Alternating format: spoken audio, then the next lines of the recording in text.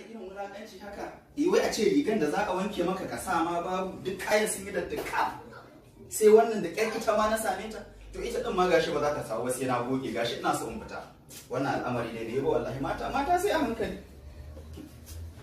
Ke me sunan mama zo nan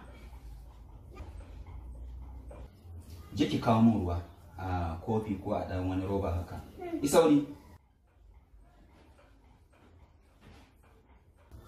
Baba gashi. Yawwa me sunan mama. Baba na ga ka karbu ba ina za ka. Fita zan yi me sunan mama ko kar in fita. An kunshe mu a gida tuntuni ba zuwa ko ina kullum muna gida ba ci ba sha abincin da muke ci ma yanzu gashi ya kare. Baba ba gwamnati ta hana fita ba saboda cutar coronavirus. Ta yaro kyau take ba ta karko. To cutar coronavirus in coronavirus bai kashe mu ba yunwa ai ya kashe mu. Gwamnati ta kulle mu a gida ta ce za ta tallafa tallafin ma mai ta bada daga indomi kwara daya sai ledan taliya kwara daya sai shinkafa da bai wuce cikin hannu ba mai sunan mama me za mu ci shine zai ishe mu.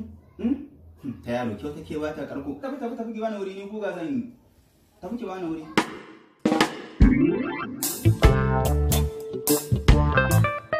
Baba mama na kira kuma ba yanzu na baro ta a ciki ba mata sai a hankali ne menene ni abadan Allah da anan mu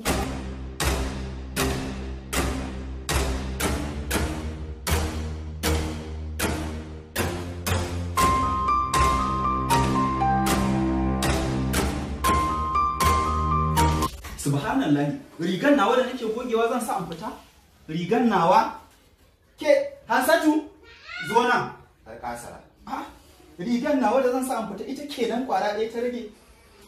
Hansatu wa ya jika mu wannan kayan? Coronavirus ne ina jin da ta jika. Coronavirus Hansatu kundin kuma